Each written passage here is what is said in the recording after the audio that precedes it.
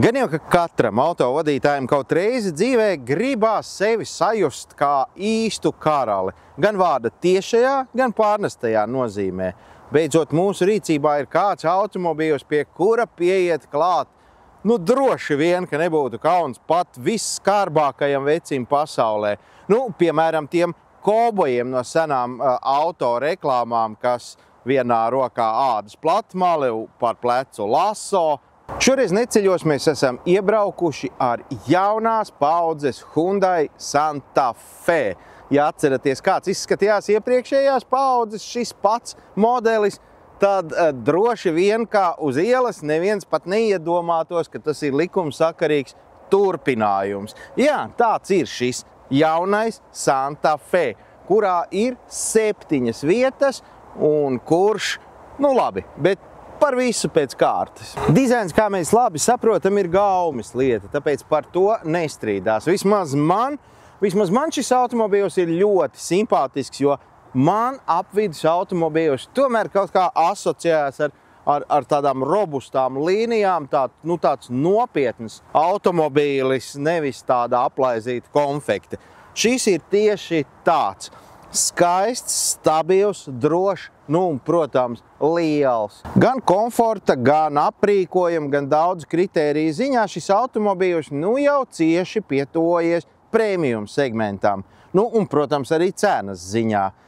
Auto ar nosaukumu Hyundai Santa Fe pieejams sākot no 53 000 ar asti un līdz pat 65 000 arī ar asti.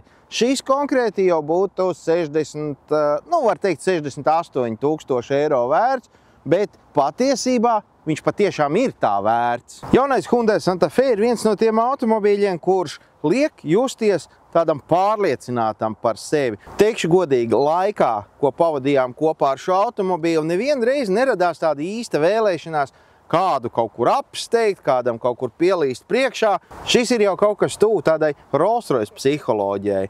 Brauc stabili, brauc vienmērīgi, brauc pārliecināti, bet ja vajag, tad piedodiet.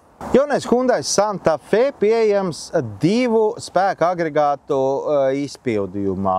Vai ar hibrīdu, vai ar plug-in hibrīdu, kā tas ir šajā gadījumā. Tātad uzlādējams hibrīds.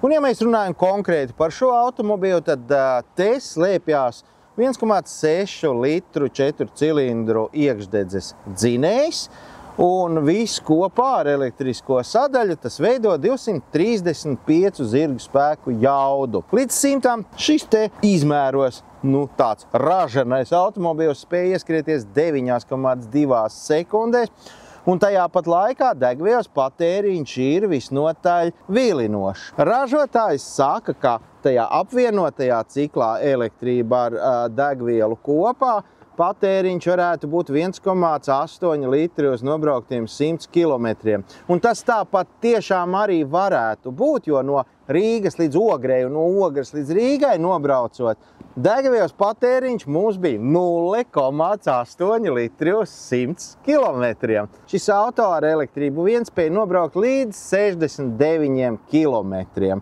Hyundai Santa Fe salonā pārsteidz un sajūsmina patiešām ļoti kvalitatīvu apdares materiāli un asketisks dizains. Tātad, ja mēs pieņemam, ka tas ir auto īstiem večiem, tad te arī tā ir. Nekā lieka, nekādas mežģīnītes, nekādas cackiņas. Viss ir tāds ļoti pārdomāts un ērts. Vesela virkne, vesela gūzma, visādi elektroniskie asistenti, tajā skaitā ekstrēmā bremzēšana, lai izvairītos no frontālās sadursmes, adaptīvā kruīza kontrole, joslu atpazinējs un daudz kas cits.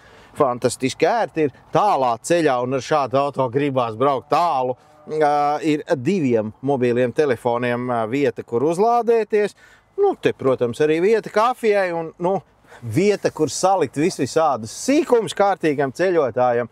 Te ir vairāk nekā var gribēt. Šeit un vēl arī tur un te apakšā. Un bez visa tā, protams, jau var salikt bagāžu uz jumta, un bagāžnieks ir tāds, ka tur var dzīvot. Dažam droši vien, ka dzīvoklis ir mazāks, pirms izvēlēties automobīli, noteikti der padomāt arī šajā virzienā. Un pats vienkāršākais to izdarīt ir izmēģinot pie jebkura no Hyundai dīleriem Latvijā.